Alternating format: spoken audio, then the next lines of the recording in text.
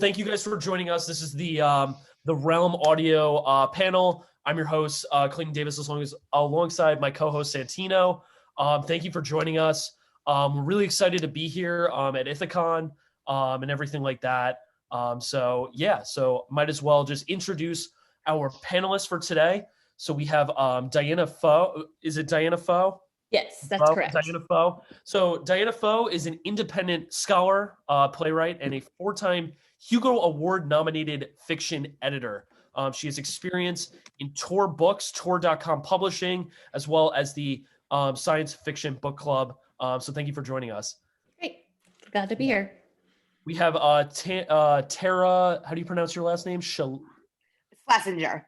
Tara Schlesinger. She is the audience development lead at Realm, is responsible for the marketing as well as the publicity strategy that gets Realm into the ears of many. So Tara, thank you for joining us today. As well as we have Amanda Rose Smith is an auto industry veteran. Sorry, I don't know why I said audio and auto. Yeah, it's pretty much the same. I know nothing about cars. I don't even have a driver's license, so I don't want to put that out there. She served as ADR as an engineer for hit shows such as the Orange is the New Black, as well as the Good Wife. So thank you for joining us, Amanda. So thank you guys for joining. So just to get us started, you guys just recently rebranded your brand to Realm.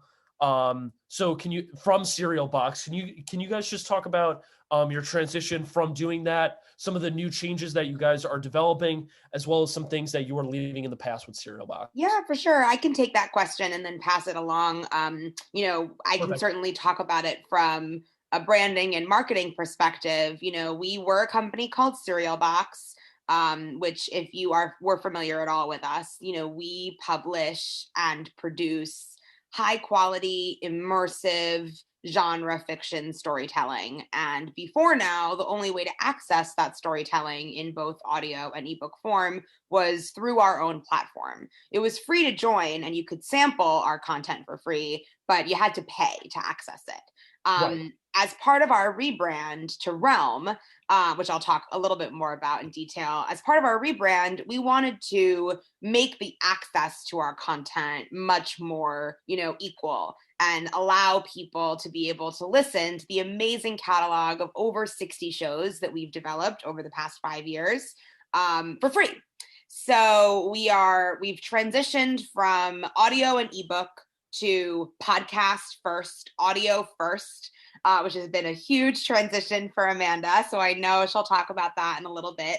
We want, part of the name change, Cereal Box was a fun pun, but doesn't really translate in terms of, our international audience. The pun didn't always necessarily land. And as our company mission has evolved over the last 5 years, it didn't really stand true to what we're trying to do.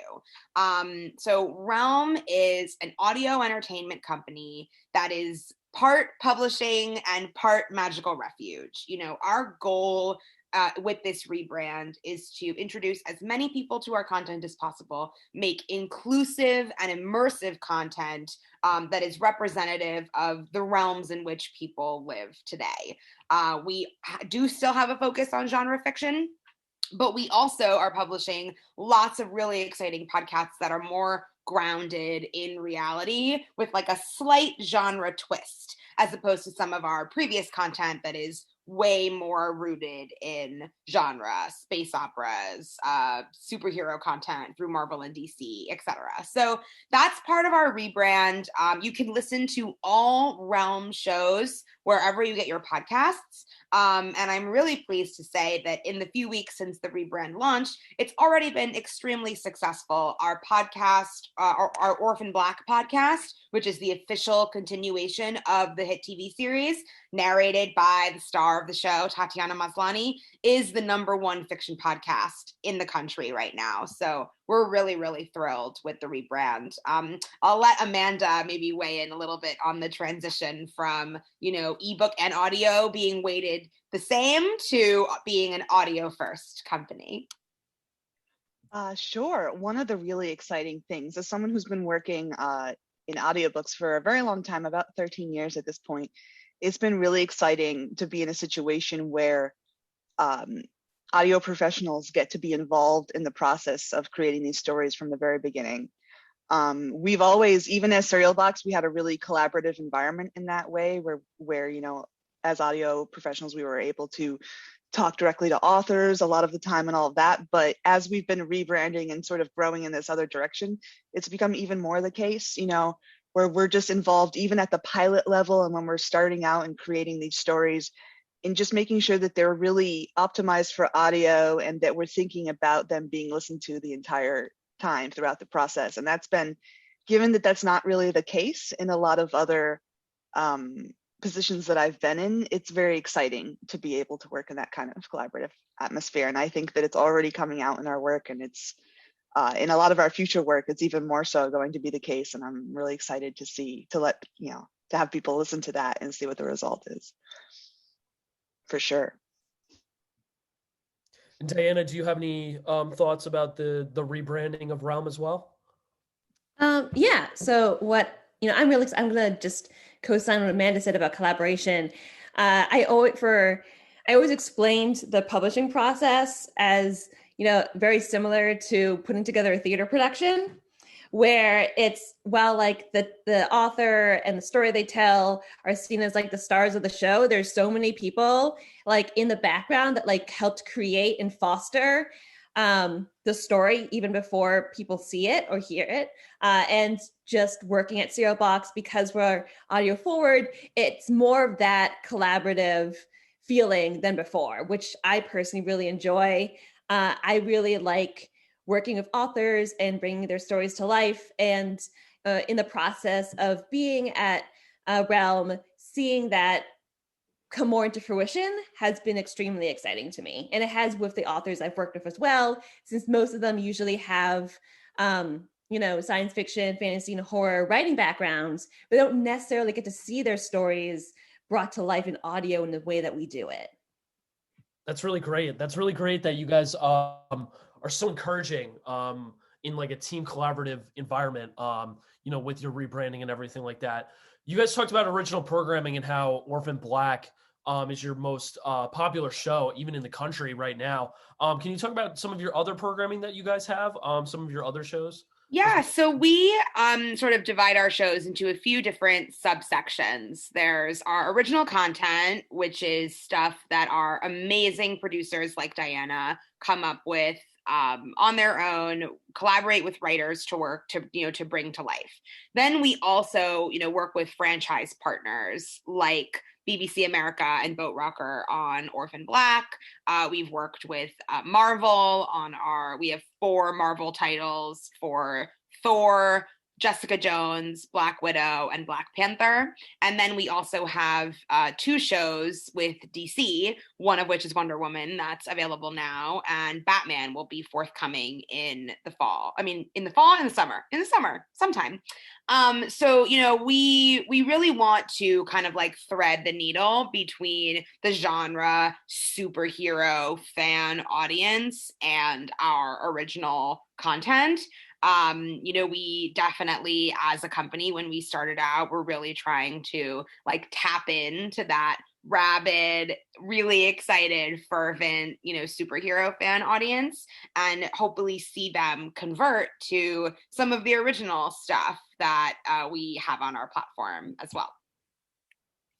That's great. Original content, transitioning between different superheroes and everything like that. I want to go before you guys started to do Realm.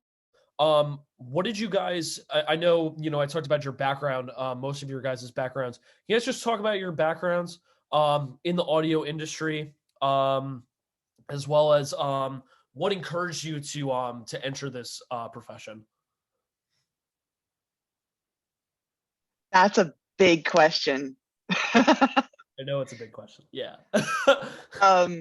I can say from my standpoint, I was originally a composer at the start of my career. And I, in my college days, went into audio engineering originally to record my own music. And then it turned out that I loved that. And I sort of then fell into the spoken word aspect by working with other students to record their assignments into audio with the disability department. So dyslexic students and blind students and that kind of thing. And then there came a point right after college where I saw listings for audiobook engineers, and it just seemed like a very interesting confluence of these two kind of things I'd been doing at the same time. And the first audiobook job that I had was in 2008, and I was doing that at the same time as I was also working doing sound design for film and TV and for video games. And at that point, most audiobooks didn't have any kind of effect or extra thing going on. So it was very much kind of a dual pursuit sort of thing. And even in the first projects that we did as a company as Serial Box, we were focused on the serial release, but we didn't so much have this extra immersive component added onto it. And at some point, we started talking about that, and Molly, our CEO, had been like, hey, why don't we try this out? And it sort of evolved from there. And it was very exciting for me because I'd had kind of these two roads going on at the same time for a long time, you know, with the music and the design and the audiobook stuff. And it was an opportunity to bring it together in a way where I felt that I could really make use of these separate skill sets that I've been developing into one sort of cohesive product and really support narratives and stories in that way. And that was really exciting. And that was a few years ago, and this is where I've been for a little bit. What That's about you? me. Oh, yeah, awesome. Thank you. Thank you so much. Thank you for sharing. Tara, what about you? What is the So my journey was a little bit circuitous as well. I was going to be an actress. So I have a similar background with Diana. Stories were always a part of my life. Like, I have always been fascinated by stories, whether they were on stage, whether they were in film, in books. I was always a reader. But I was going to be an actress. That was me. And then I got scared when I graduated college, and I was like, oh crap, what do I do? How can I make a life talking about stories and using all the skills that I spent 18 years in acting classes. How can I utilize the skills that I've built up over these years and not just like have them go to waste? And it just kind of came together that I spent 7 years working in marketing and social media for traditional book publishers. And it kind of like I was able to like combine both of those loves, talking about stories, like using my personality and my, like performing in a way, like when you are on social media, it's definitely a little bit of a performance. I like to call myself a professional fangirl. And that's sort of how I made my career. But it was traditional books, like physical books that you open. Some people may be less familiar. There are these things called books that you open and there are pages. And then I left publishing, wanted to take a break, and I worked at a bookstore for a while that I actually highly recommend to just anyone who is interested in both like creativity, entrepreneurship, just like having that experience of like talking about books to a particular person and then seeing them buy that book and make that sale was like very gratifying. And then the pandemic hit. So I was like, oh gosh, I guess I need a real job now. And I was thrilled to find this opportunity with Realm that really is a perfect combination of all the things that I love. It's talking about stories, getting people excited about stories in a variety of different ways through social media, through marketing, through publicity. And I get to be really close to the actual stories themselves. Like, I am sometimes in the development meetings, pitching things. I'm in brainstorming titles for marketability. I'm working with designers on art to make sure that things look great on social media. Like, it's really allowing me to combine all my skills and interests. So casting, speaking of being an actor, yeah, right? Yeah. Using our audience development team is really on the pop culture up and up. Highly valuable skill. Like the probably the part of my brain that like could have cured cancer is just instead filled with pop culture and celebrity ephemera, and it actually is very useful in a job like this. Thinking awesome. about celebrities and actors that we would want to work with. So it's really, really exciting. It's exciting. Well, thank you for sharing. Diana, what about you? Yeah, like Tara, I also have a theater background and was involved in the book world for a very long time. In college, I was a playwright, so and I was part of a performance troupe. And for several years after college, actually, I was part of a steampunk performance troupe that traveled the country in this really weird, very subcultural sort of geek thing. And at the same time, I was working book publishing, and I eventually that translated into becoming a science fiction and fantasy editor. And so I've worked in that for a very long time. And, and then Tara said, then the pandemic happened, things shifted.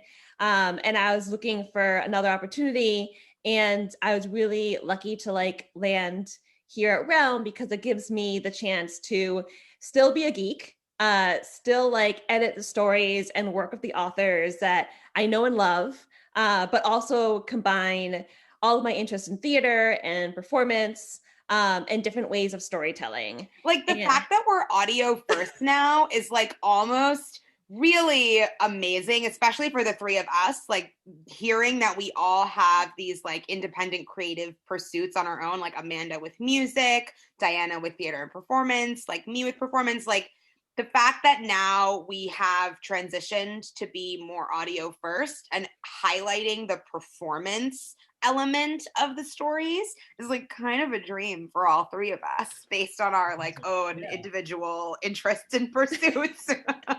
Even talking with actors when we're recording, especially actors that have a lot of traditional publishing audiobook experience.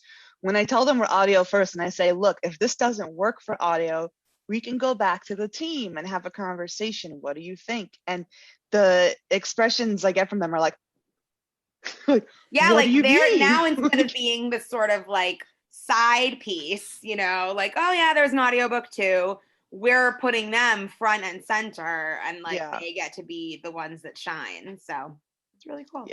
Yeah, it's I would definitely echo what Tara said, is that in a lot of ways it's, I was even, not to get personal about it, but I was on the phone with my mom the other day and we were talking about this. She's like, oh, well, audiobooks and the music, because I compose a lot of the themes as well that we use for our and they're shows. So good. You guys should go listen to our shows anywhere you get your podcasts and hear so many of Amanda's amazing themes. Yeah, and not just mine. We hired an independent composer for Black Panther, and he did an amazing job. It was just so. Oh yeah, awesome. I should mention too, as part of our rebrand with Realm, the majority of our original podcasts are available for free wherever you get your podcasts. But we also have a program called Realm Unlimited, where through our platform, realm.fm, is where you can find it. Just for a small monthly fee, you can get all of our original content ad-free all at once, so not having to wait, for weekly drops. And you get a significant discount on our franchise properties, our Marvel stuff, our DC Very stuff, cool. Yeah. Which you can't access for free anywhere else. So for sure. Yeah. But I was just having this conversation where we're talking about the confluence of all these skills and areas, to getting them together. And she's like, it's kind of a dream, isn't it? These are all the things you do in one thing. And I was like, yeah, it's pretty cool. I think we're really at the start of kind of a new thing happening in the industry right now. Everybody's sort of, it's very kind of chaotic and cool, but there's a lot of beginnings happening at the moment. Yeah, Netflix is working on a podcast slate. Apple just this past week announced which is part of the reason why we rebranded this way. They just announced, podcast subscriptions available on their platform. There are lots of changes in the industry that are allowing for this confluence of events to happen. So yeah, it is a really exciting time in audio and in storytelling. Definitely, for sure. So I think looking at the flip side, you guys obviously talked about your successes with rebranding with Realm. Have you guys had any, struggles either in terms of what's been happening with the pandemic or just in terms of just rebranding in general for Realm? Pandemic wise, I can tell you, especially in the beginning of the pandemic, there were some fun recording things and challenges to work around. our Black Widow actress, Sarah Natateni, she at the time, we're both located in New York City. I'm in Brooklyn, and I actually have a vocal booth in my apartment that sometimes if actors don't have their own booths, or if we're not going to a studio for whatever reason, I might bring people over here. And that had been the plan. And then that was early March last year. Right. And we had a phone call. We were like, oh, what are we going to do? And she's like, well, I have to go live with my mom for a little bit and help her out in Queens. And I'm like, well, I can't really have you over here. And we were trying to think about what to do. And what ended up happening is that I remotely, over the phone, basically instructed her on how to make a studio space in her mother's closet. Wow. That's crazy. And yeah, and we even did like this drop of materials because it was the day that they were going to start the like curfew, when people really weren't supposed to be out after like 8:00. So I drove out with my husband with this big duffel bag of like studio foam and like a microphone and some stuff. And we like drove out to her place in Queens and got out of the car and like put it on the sidewalk. And then like got back in the car, and then she like came out of the building and went and got it, and we drove away. And I was like, I feel like I am the Black Widow right now. This is like a secret. Yeah, I think it like it's a really like it's required, and not only of us but of many industries to get scrappier, like to get to feel like, okay, like there's a real significant challenge. We've always been a digital company, which is certainly helpful, that we aren't beholden to things that like traditional publishing was beholden to, like printing presses and paper. And, there were huge problems in the beginning of the pandemic in publishing, with China being the like largest distributor of paper. Like things got backed up at the printers, and like it was kind of a mess. We've never been beholden to that kind of infrastructure, which is awesome because we're flexible and we can do all that kind of stuff. But definitely we've had to be scrappier. We've had to figure out like how to connect with people and get them invested in worlds that are not their own while their own world is falling apart. There's a lot of science and articles about how, reading fiction and consuming fiction makes you a more empathetic person, makes you a more aware person, helps you connect with your own emotions and sense of pathos for other people. But how do you tap into that sense of pathos when the world is falling apart? There's a lot of connection, the dystopian craze of the early aughts can, in a lot of ways, be connected to the tumult and confusion that a lot of, young adults were living in throughout that time, multiple wars overseas, the after effects of 9/11. I wonder what will come of this very, strange time in our lives. But it's definitely been a challenge, at least for me, from an audience perspective. How do you talk to people about cool stuff while also being empathetic to the fact that like over 500,000 people are dead, people are still getting sick and dying, there's a lot of social unrest in the world, and managing that balance of awareness for our product, and we are a company, we have a bottom line, we need to execute on things. And I think one of the ways that we do that is through our fiction, which should be a good segue for Diana to talk about. But, we at Realm publish stories that directly tap into the trials, tribulations, empathies, crises of the human condition. And I think that is a great way for us to that's like the sort of meeting point of how we talk to people about this stuff. Awesome. Yeah, and to add, what I think is really interesting about our world at this present moment, and even for the past several years, is that people kept saying, especially that last year, even casually, like, oh, this feels like a science fiction novel. Like, I feel like I'm living in a sci-fi movie right now. And But it didn't feel how I thought living in a sci-fi movie would feel. You know what I mean? Like I had a feeling about what that would be like, but it wound up being quite different than what I thought it would be. Exactly. But it still felt sci-fi. Yeah, and I think people were looking for, types of, partly escapism, but partly just like another venue into which they can really like think and reflect about their current lives, but just at a different angle or a different perspective. And I'm also interested, in the question that Tara posed about how people think about entertainment, afterwards, like what we look for in our stories to relate to and to connect to. Like, do we just want to kind of run away from what happened to the entire world in the past year and a half, or do we want to like pick it up and look at it in a different light and see what kind of messages we can take away from it? Not to spoil, because there are some things we can't talk about, but like there are some projects that we have coming up with Realm that I think like they don't deal with COVID at all, but they look at certain situations like that have been similar to like what we've gone through this year in like a very interesting light that I think will help. Like, for example, like there's some COVID thing on Hulu right now. When I saw that, I was like, get away from me. I don't want anything to do with that. I don't want anything to do with actual COVID. But I am interested, like from a fiction lens, on like isolation, on like how we as people connect with each other when things are different. I'm interested in fear, like all of the like ways that we've managed being afraid this year, and seeing that reflected in our stories going forward.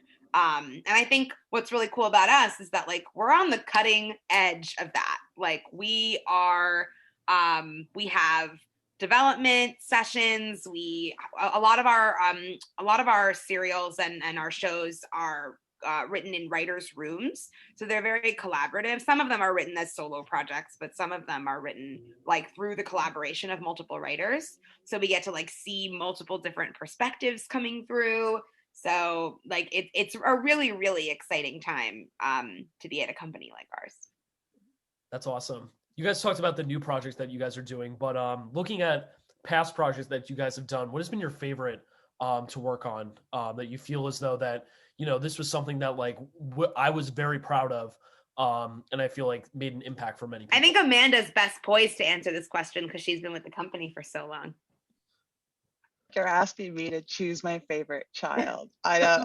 To put it in perspective, what Tara's saying, I've actually been working with the company since almost the beginning. I wasn't brought on officially as staff until 2019, but I was a freelancer for a long time, working closely with Molly and Julian, the founders. So I've worked on pretty much in some capacity every original we've ever done, except for one or two. And so that's just to put it in perspective. That said, I do have a favorite. And it's Bullet Catcher. I'm a sucker for Westerns, and the idea of a Western that's centered around a young woman, and a young woman of color, just was so cool and fresh to me. And we have 3 seasons of it too. So that one's been going on for a little while.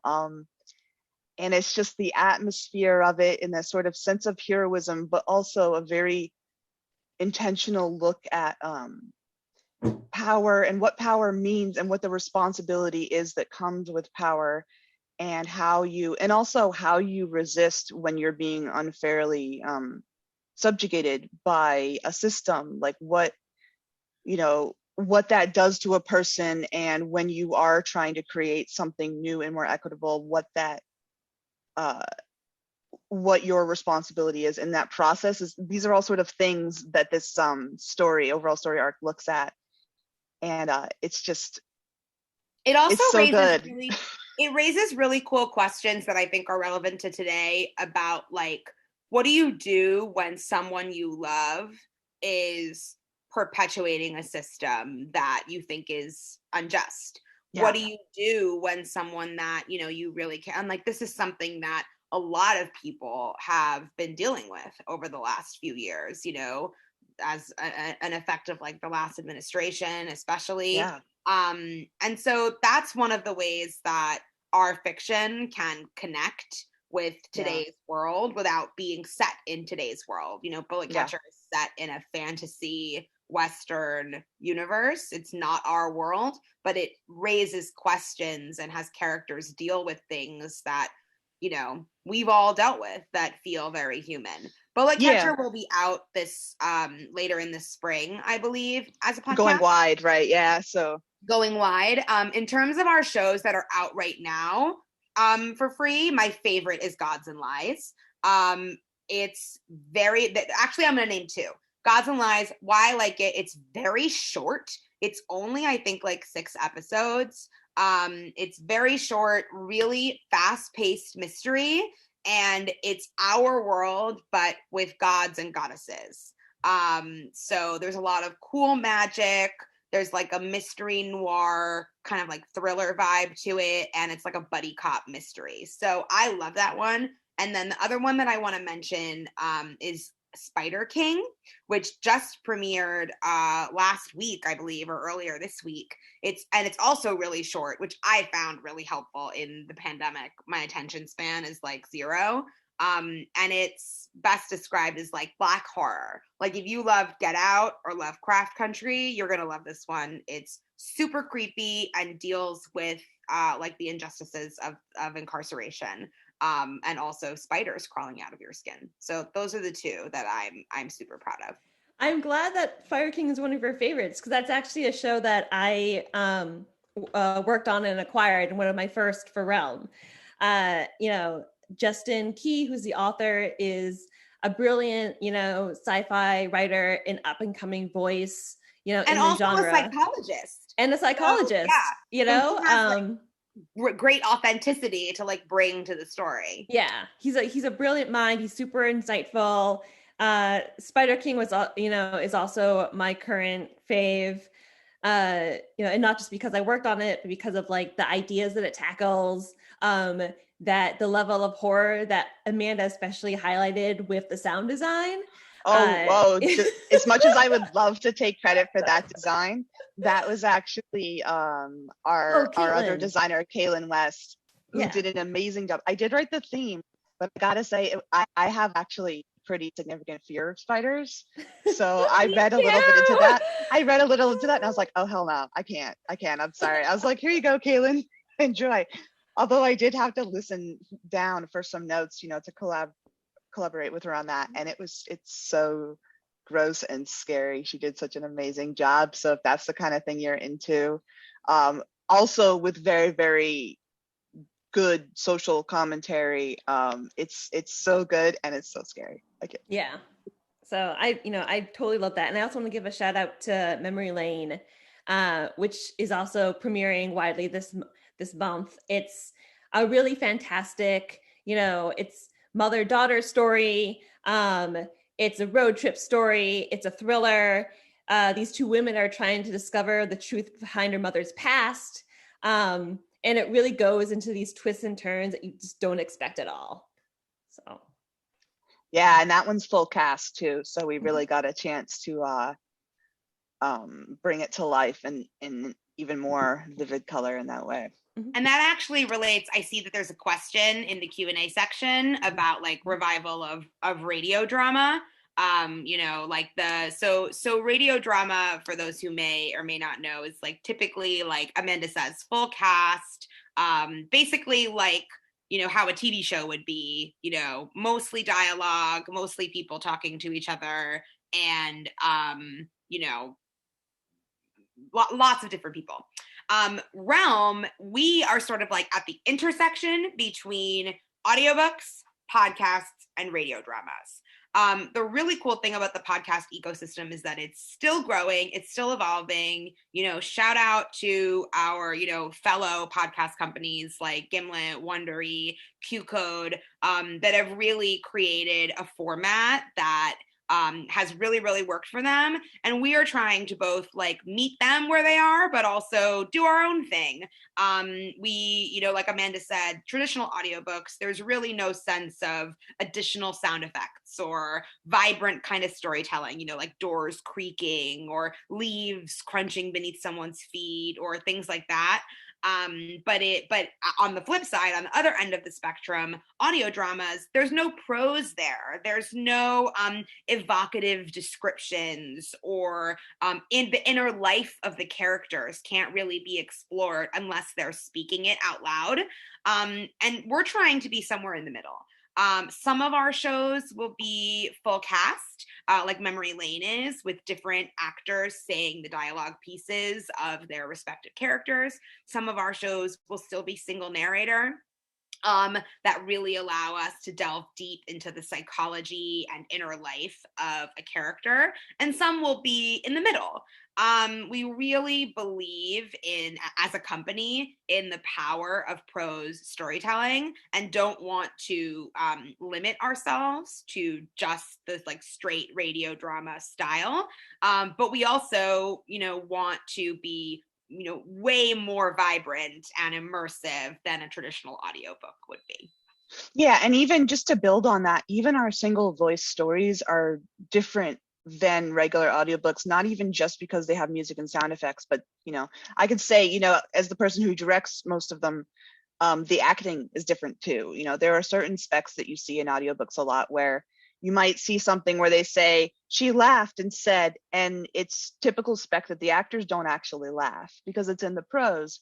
And so the sort of standard industry practice has always been that it's redundant and unnecessary. But for the work that we do, because we do add these other immersive elements, I actually encourage the actors to actually do all those things and to also deliver lines in a way that feels maybe a little bit more spontaneous and immediate to the story. You know, things like stutters in certain lines and things like that.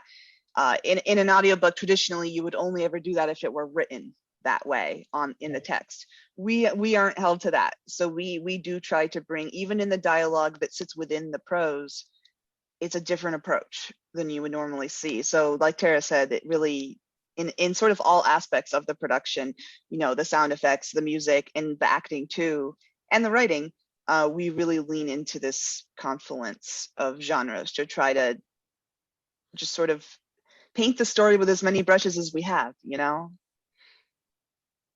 That's really great. Thank you for showcasing that. My co-host Santino has a question for you guys, as we're just about almost done with the meeting that we have today. So go ahead, Santino. Yeah, so you guys have sort of touched on it already. So you've successfully rebranded to Realm, hopefully on the tail end of a pandemic. So can you walk us through like next steps of Realm? Where are you guys going? What do you think the future looks like for you guys?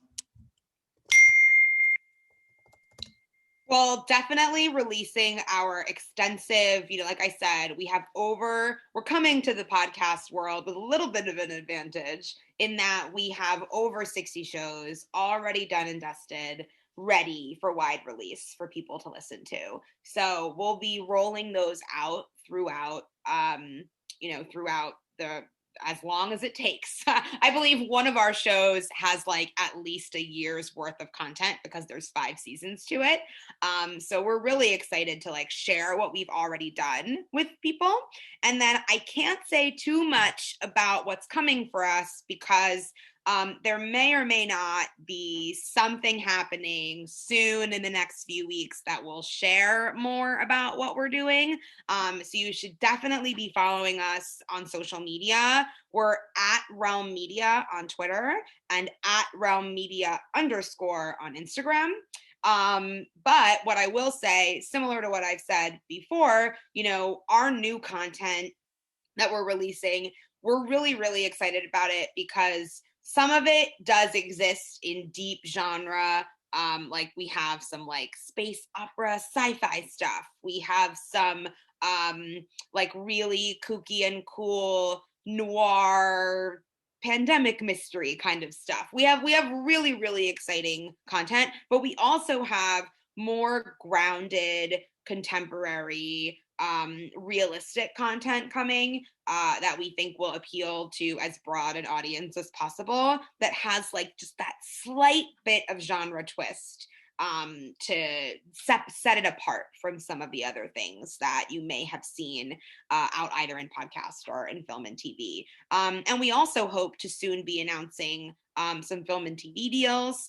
I can say this because it's already public knowledge. We have a deal with John and Sandy Carpenter of, Carpenter horror movie fame. And we will be announcing the first slate of John Carpenter shows shortly. So make sure you're following us on social media for all of the details about what's coming. Anyone else want to add to that? Yeah, and I guess on my end, I'm excited to just work in development for several shows, that'll be coming out this summer and onwards. And I don't know how many people in the audience or be watching that is interested from a writer's perspective. We are always looking for new talent. We develop our content in a couple of different ways. I've worked with individual authors directly in working on our shows, where they're shows that they initially written themselves and we work together, or we do what we call work for hire, where we look for writers to write the shows that we come up with at Realm. So I'm looking for talent in that direction. Been talking to a lot of sci-fi, fantasy, and horror writers, comic book writers, screenwriters, playwrights to fulfill those roles. We also create content in a writer's room format as well sometimes, where we get multiple writers together to bounce off ideas, to formulate a whole season arc together, and to write individual episodes as a group. And so I am really excited to just look for more authors to work with and to help develop more ideas for us. Same thing for roles, in audio. We definitely are always looking for new actors and people who are interested, in working in audio fields in that way. We cast very representatively. We very much want to make sure that voices are heard and that people who can authentically bring characters to life are people that we're working with. So I love that that's, a whole company ethos we have. We're very much into uplifting all voices, and bringing to light stories from people that maybe don't always get to bring them to light. And I'm excited to be a part of that and to be a part of a company that it makes that a central part of their mission. I think that's really great. Especially in a time where you guys obviously talked about it, the social unrest that we have today, it's so important to have that. One final question I have for you guys, and then you guys can shout out anywhere you can find Realm or, any social media that you guys have. I know you guys have been, sparsely been doing that over the course of this panel. But if there's somebody that's listening to this that wants to get into the audio industry, what are some tips that you would provide for them in order for them to potentially make it? Listen. It's amazing how many people I meet who are like, I want to do this. I'm like, great. What are your favorite examples of it? Well, I haven't really listened to it. And you're like, well, that's the first thing I'll say. It's anything that you want to do and create and be a part of. Just, dive into it and get as much perspective on it and learn as much about it as you can. Tara or Diana, do you guys want to jump in as well? Yeah, definitely agreed with Amanda. Listen. Also, the biggest advice I give to just people in their careers and starting out is I never thought I would work for a podcast company. So be open to where things take you. You really never know. We never expected this pandemic to happen, and I probably wouldn't be at this job if it weren't for the pandemic. So anything can happen, and just kind of be open. And your skills are transferable, even if you don't have any experience in one particular area, but you're really passionate about something. The more that you can teach yourself and learn, sorry, my dog has joined the panel. She has listened to all of the Realm audio. Like anything that you can do to teach yourself, educate yourself. The great thing about what Realm is doing now is that our content is now available for free. So you can do that and just kind of be open. You know, you never know where life takes you. Reach out to people that are in the industry that you're interested in learning from. You know, I think like as all women on this panel, like I can speak for myself. I think I can speak for Diana and Amanda too, that like certainly invested in growing the careers of other women, other people of color, you know, and making sure that the industry has equal access to people. So the more that we can like share the gospel and help you, happy to do so. And I also agree that, like, you know, what is really fascinating about podcasts right now is that it is a relatively young media industry compared to traditional radio or other like film and television or book publishing. You know, it's only been really established in the last 20 years. And because of that, there is so many openings for people with like different backgrounds and skill sets to just like combine all their knowledge and have it translate well into an audio sphere. I also didn't realize, you know, how much, because I thought when I first got into the audio world, like, okay, like now it's going to be a huge learning curve. I'm going to have to, you know, start all over again. And I really didn't have to as much as I thought. Like storytelling, really good storytelling has solid blocks wherever you go. There's always like certain commonalities that you can share. And just my background in books have added, you know, to this experience. My background in theater has really added to my perspective and how to tell stories. And I definitely want to encourage people that even if you feel like you have imposter syndrome or doubts, it's not as overwhelming as you think. I wish I could go back and take all those answers you guys both just said. It's so true. And I know I already went, but I just also wanted to pile on to that to say I had no idea like this job didn't even exist. And saying yes, like Tara said, that's so important. That's been like a major tenet of my career is like, oh, I never thought about working in audiobooks. Okay, well, let's see. Oh yeah, well, I'll keep doing the film and TV like sound design. I'll keep doing this. And then you find yourself in a position where suddenly all those skills are relevant. I still remember when Molly and Julian came up to me and they said, oh, do you know anyone who could write themes for our stories? And I was like, you know, and I didn't know when I started working with them that was going to happen. And it's just so important to in any of these fields and entertainment at all, just say yes. Say yes. When someone says, do you want to learn this new thing? Say yes. Anyway. Awesome. Well, thank you guys so much for that great advice. I know everybody here, I know we just recently got a comment that was very inspiring to hear. So thank you guys. Thank you guys for joining us. You can find Realm on realm.fm. Is that correct? Okay, awesome. Is there anywhere else, any other content places that we can find as well? You can find us on social media, on Twitter at Realm Media, and on Instagram at Realm Media _. Awesome. Well, thank you so much. If you're listening to this live, there's other great panels throughout the whole course of the day. And if you're listening to this in our archives on social media, you can find all of the other panels as well. My thanks to Diana, Tara, and Amanda. Thank you guys so much, and have a great rest of your day. Great. Thank you so much for having us. Likewise.